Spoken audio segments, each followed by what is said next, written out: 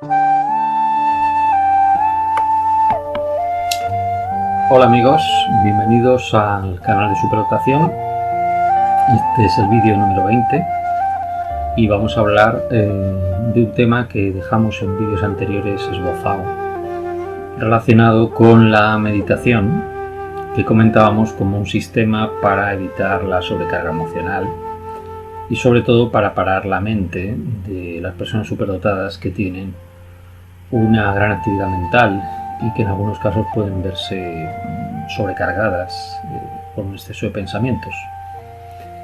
Esto puede llegar a ser un problema porque, aparte de generar mucho estrés, puede hacer que vivas la vida con más en tu mente, en tus pensamientos, que en la realidad de a tu alrededor, y que te aísles un poco del entorno que te rodea. Desde ese punto de vista, antes de hablar de la meditación, que es un tema que me resulta especialmente interesante, porque llevo practicando meditación aproximadamente desde que me enseñó mi padre a hacer yoga, tendría 8 años o 10 años, no recuerdo exactamente cuándo fue. Y aunque actualmente no practico yoga, pero sí que hago meditación con regularidad. Es un tema que me apasiona, es uno de mis hobbies, las filosofías orientales, y creo que esta vez voy a hablar no solo por los efectos de la meditación sobre los superdotados, sino también por la gran pléyade de sistemas de meditación que existen. Pero antes de hablar de los sistemas de meditación que existen, que son muchos, voy a hablar de algunos conceptos previos. Y para ello voy a hacer un popurrí personal, que es un poco lo que he ido destilando a lo largo de todos estos años, de lecturas, innumerables lecturas sobre hinduismo, budismo, taoísmo y filosofías orientales en general. Primero, el concepto que quiero introducir es el concepto de frontera cognitiva, el concepto de Patanjali, de filósofo hindú, que viene a decir más o menos, lo cual es una obviedad por otro lado, pero conviene reformularlo porque la psicología occidental esto lo ha tenido menos en cuenta, ¿no? Que es el concepto de que el mundo externo es aquel que vemos con los órganos de los sentidos, ¿verdad? Y el mundo interno, lo que llamamos mundo interno, es aquel que no percibimos con los órganos de los sentidos. Parece algo obvio, pero conviene tenerlo presente porque la meditación se define en base a esa frontera cognitiva. La meditación, para la filosofía Advaita hindú, la filosofía de la no dualidad, es básicamente que el objeto y el sujeto, tras una profunda concentración, que es un estado previo a la meditación, llegan a fundirse a nivel psicológico, por supuesto. Sesa, que es un gran divulgador de la filosofía Advaita de habla española, recomiendo la lectura de sus libros y sus vídeos, lo explica perfectamente. La meditación externa sería cuando el sujeto establece una comunicación directa con los objetos circundantes que dan los órganos de los sentidos, hasta el punto de olvidarse de sí mismo, ¿verdad? De ese sí mismo, de ese observador, y se funde con lo que está observando. Esta es, a mi entender, la vía principal del taoísmo. El taoísmo aparece como una filosofía de la naturaleza en origen, ¿no? Como una filosofía llevada a cabo por esos grandes observadores de la naturaleza que fueron los chinos de la antigüedad. Mientras que existe también una meditación interna, que es cuando uno realiza la observación, ¿verdad? El sujeto observa su propio interior. Esa es la meditación que todos más o menos tenemos en mente cuando hablamos de meditación, la meditación interna. Esa sería un poco la vía del budismo. Como sabemos por la historia de Buda, películas, etc., él pasó una gran parte de su vida meditando hasta que obtuvo ese estado de claridad mental que se llama iluminación dentro de las filosofías orientales, y que en Occidente tiene básicamente un correlato, que es el fenómeno conocido como ampliación de conciencia por la psicología y la psiquiatría. Bueno, pues introducido ese concepto de frontera cognitiva y describiendo que existen dos tipos de meditación, básicamente la externa, hacia los objetos de la naturaleza o el mundo que nos rodea, y la interna, vamos a dar otro concepto, y es un concepto que a mí me parece de enorme importancia, esta vez importado del taoísmo, que es el concepto del Bei Bu Wei. Practica la acción desinteresada, la acción no predefinida, ¿no? Este método, que ha sido mal traducido, el propio Alan Watts en múltiples libros, tengo aquí varios libros, soy, como digo, un ávido lector de las filosofías orientales y recomiendo este libro de Alan Watts, El camino del Tao, explica perfectamente que el chino antiguo es un lenguaje muy conceptual, que permite diversas interpretaciones. El chino evoluciona mucho, según explica Alan Watts en los primeros capítulos de este libro, y bueno, pues tenemos que entender que ha sido mal traducido el concepto, porque se tradujo como Bu Wei, que significa no actuar. Eso parece algo pasivo, ¿verdad? Pero realmente el ideograma está sugiriendo que la traducción inicial se hizo mal y que debería haberse traducido como Bei Bu Wei, que significa practica conscientemente una acción no forzada, no natural. No, o sea, sé natural, no practiques una acción forzada, crispada, armonízate contigo mismo cuando actúes.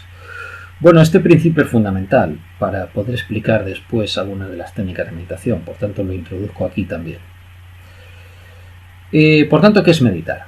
Meditar básicamente es establecer una fusión entre el objeto y el sujeto, que dicho así suena muy abstracto, pero que básicamente consiste en tomar conciencia. Otro concepto que explica perfectamente el libro de Watts y el taoísmo en general es que la mente, a pesar de lo que pensemos, no puede hacer dos cosas a la vez. La mente o piensa racionalmente o observa. Son dos funciones de la mente que básicamente son incompatibles. Puede parecernos que no lo es, porque pueden alternarse en secuencias muy rápidas ambas acciones. En ese sentido, la mente funcionaría como un superordenador de los de antes, de los centros de cálculo, ¿verdad?, que daban una parte de su tiempo de computación a diferentes terminales. Bueno, pues la mente funcionaría algo parecido a eso, en el sentido que si observamos algo, no estamos pensando, y si estamos pensando, no observamos. Aunque la alternancia entre estados de observación y de pensamiento racional o lógico puedan parecer a producirse muy rápidamente, que el proceso es continuo, realmente no lo es. Y eso es meditar. Meditar es disminuir la parte de rumia mental, de pensamiento racional, para fijarse en otra función de la mente, que es, por cierto, la dominante, porque nosotros no somos conscientes de nuestro páncreas normalmente, a no ser que nos moleste, no somos conscientes de nuestros latidos cardíacos, no somos conscientes de que el cuerpo funciona sin nosotros, sin nuestra conciencia ordinaria, ¿verdad?, perfectamente. Bueno, pues hay unas funciones mentales que permiten funcionar todo a su alrededor sin necesidad de pensamiento racional. Por tanto, la cultura occidental ha enfatizado mucho el pensamiento racional y nos ha dado cuenta que realmente es una parte muy pequeña del conjunto de actividades que hace la mente. Por lo menos entendiendo mente en el sentido oriental de la palabra, como un sentido mucho más amplio que la mente puramente racional. Bien, por eso el superdotado necesita la meditación, porque su exceso de actividad racional le lleva a un desgaste, a un estrés, a una pérdida de contacto con la realidad social incluso. Le lleva a un conflicto interno, todo se transforma en un problema, todo se transforma en una ansiedad, ¿verdad?, llevado hasta sus últimos extremos. Pero la buena noticia es que, a pesar de que el superdotado tenga esa parte de pensamiento racional tan complejo, tan denso, y que aparentemente hace que la meditación sea muy difícil para nosotros de practicar, me voy a basar en otro libro, y es los libros del maestro Suzuki, Daisei Teitaro Suzuki. Daisei significa gran humildad, que fue uno de los introductores del budismo Zen, concretamente la escuela Rinzai en Occidente. Tiene muchos libros que son de lectura muy interesante, no solamente para hablar del budismo Zen, hay una foto suya, sino también para hablar de lo que podríamos decir es la historia apasionante para mí del budismo Zen, como aparece en las escuelas que produjo. Bien, los libros de Suzuki han sido muy traducidos desde el inglés al castellano, mostrando básicamente un tipo de aproximación a la meditación muy distinta, a los de otras escuelas hindúes, que básicamente se basa, sobre todo en la escuela Rinzai del Zen, en estar concentrado en todo lo que se hace en la vida diaria. Esto es un poco otra cosa que yo quiero explicar. El superdotado tiende a no estar conectado con lo que hace. En muchos casos tiene fama de distraído, tiene fama de no prestar atención a las cosas, ¿verdad? Esto es una disciplina que la escuela Rinzai tiene muy en cuenta. Estar plenamente concentrado en todo lo que se hace a lo largo del día. Aunque sean las actividades más cotidianas, como pueda ser pues, lavarse los dientes. Hay una forma de lavarse los dientes pensando en otra cosa y hay otra forma de lavarse los dientes totalmente consciente de lo que estás haciendo. Por tanto, también podemos entender la meditación en eso, en estar centrado en la acción, que es una cosa que el Zen enfatiza mucho. Bien, hay otras escuelas de Zen, como por ejemplo la escuela Soto, que es la dominante en estos momentos en Japón, con aquí hay otro libro de Suzuki, muy interesante también en el ámbito del Zen, muy interesante también este libro, pero me he referido a otra escuela, que es la escuela Soto. La escuela Soto, que tiene uno de los máximos introductores del budismo Zen de esta escuela, es Taisen de Shimaru, que hay un libro maravilloso, Preguntas a un maestro Zen, de editorial Kairos también. Pero sobre todo voy a recomendar este. La práctica del Zen, donde viene una foto del fundador de la escuela Soto, un grabado, en esa época del siglo XII no había cámara de fotos, que es Dogen Zenji.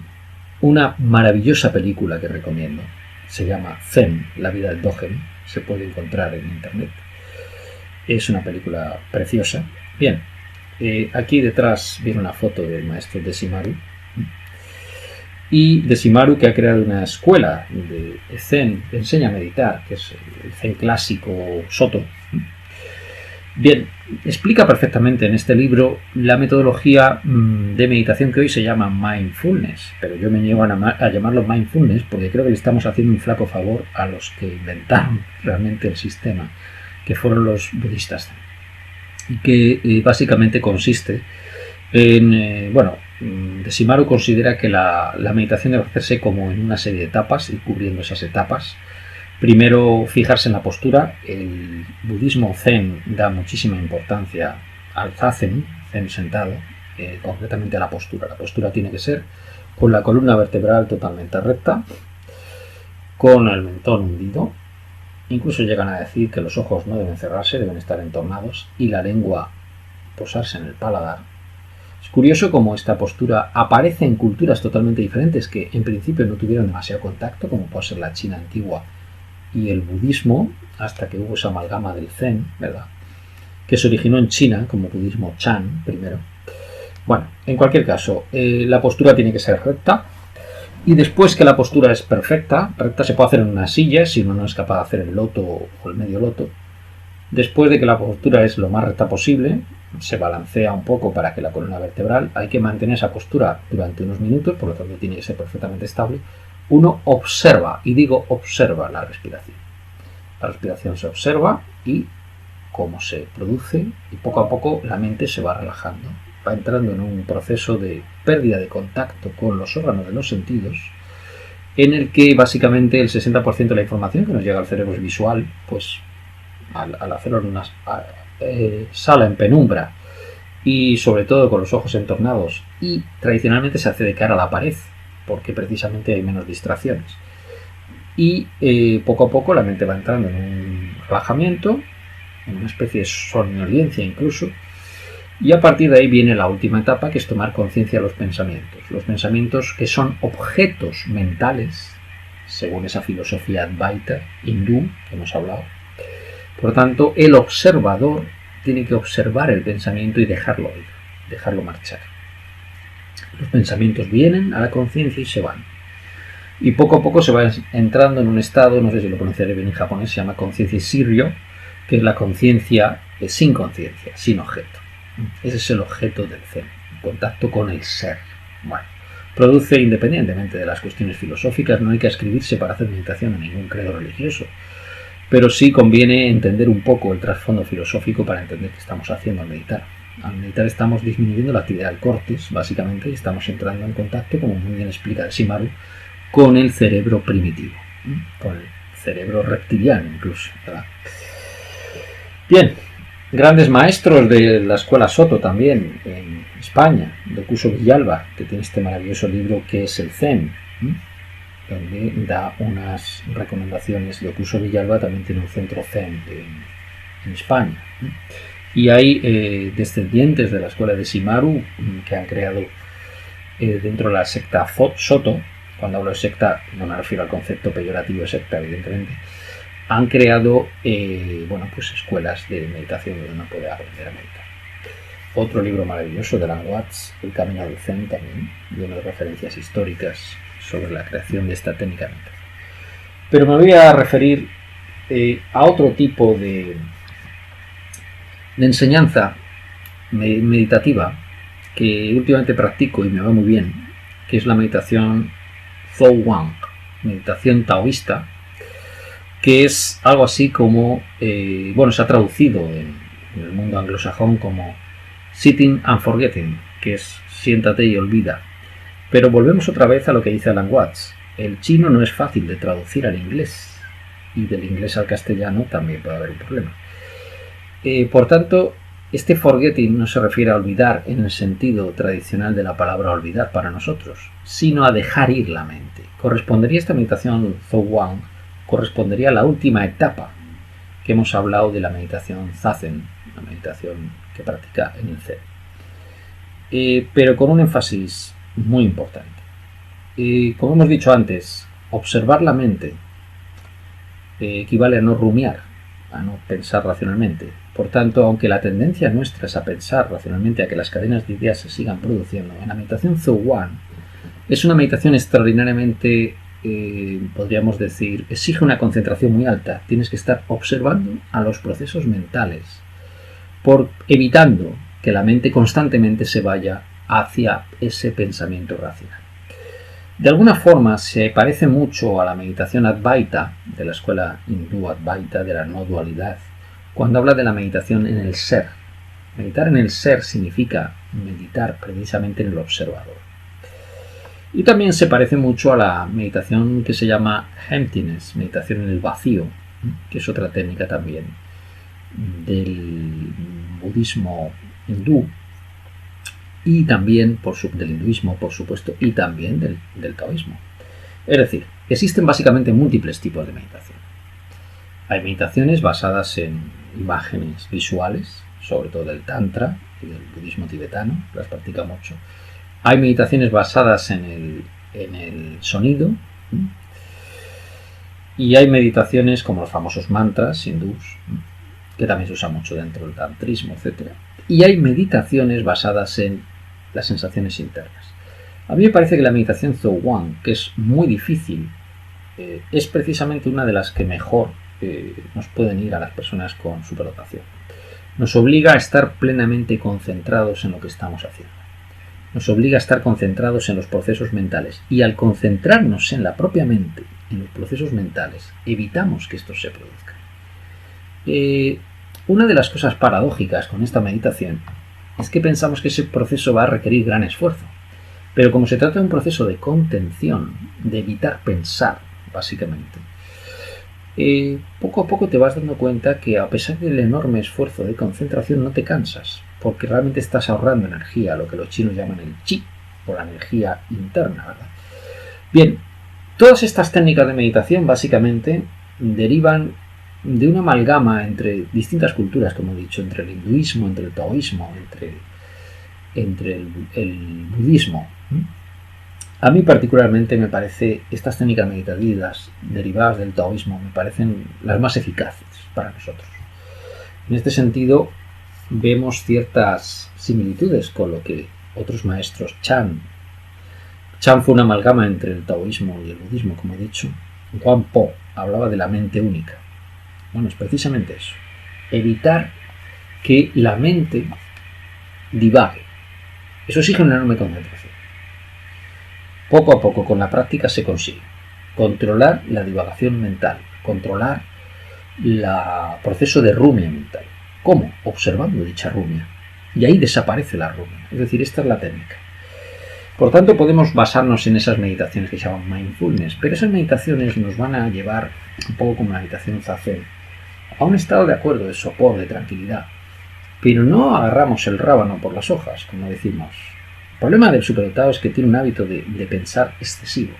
Bueno, pues hagamos lo posible por no pensar tanto, es decir, por concentrarnos en nuestro propio pensamiento, en la conciencia, es decir, la conciencia vuelta sobre sí misma. Para que nos entendamos. Imaginemos que tenemos un guante, ¿verdad? Este guante siempre nos lo ponemos así. Esto sería la mente, y la mente coge los objetos del mundo exterior. ¿Qué pasa si la mente la volvemos sobre sí misma y damos la vuelta al guante?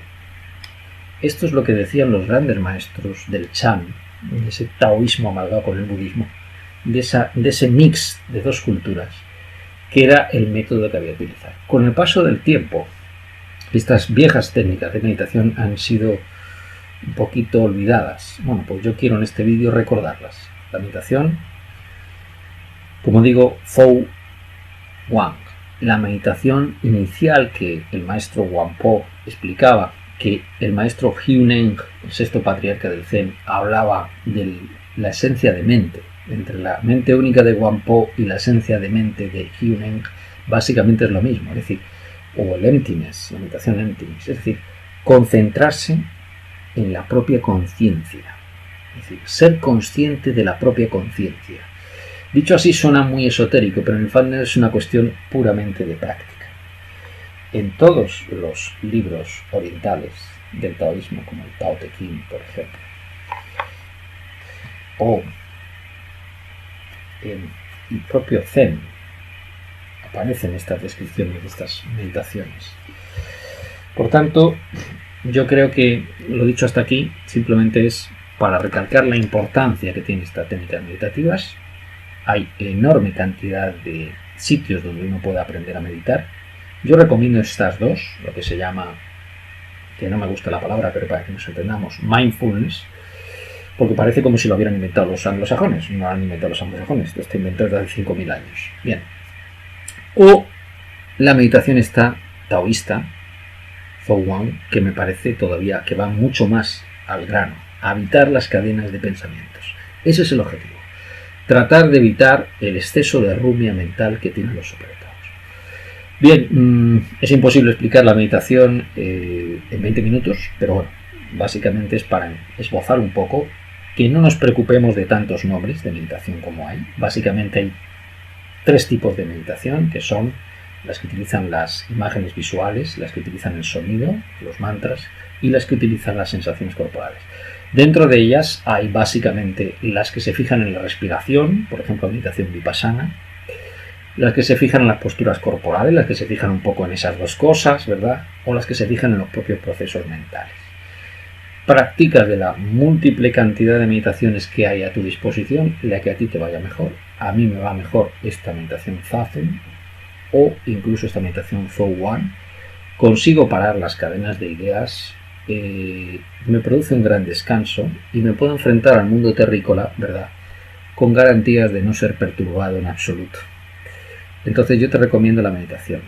No hace falta que te adscribas a ninguna filosofía, a ninguna religión, a ningún tipo de credo. Es una cosa totalmente natural. Es decir, no se trata de entrar en una secta, no se trata de entrar en ningún tipo de creencia o de religión, como digo, de nada parecido. Es una actividad normal de la mente. En el fondo, cuando somos niños, aprendemos a meditar de manera natural. Nos quedamos abstraídos por los colores, por los objetos, por un espectáculo. Incluso cuando vemos la televisión estamos meditando, porque estamos absortos a la pantalla. Si eres capaz de estar absorto en tu respiración, en un cuadro, en un paisaje, en tus propios procesos mentales, en la propia acción que estás haciendo, cada vez que estás absorto en algo y te olvidas de ti mismo, estás meditando. Recuerda eso. Bueno, un saludo, espero no haber sido demasiado denso con tanta filosofía, que disfrutéis y que estéis en paz mental, que en definitiva es la base de toda la felicidad posible, la paz de mente y la salud de cuerpo. Un saludo. Chao.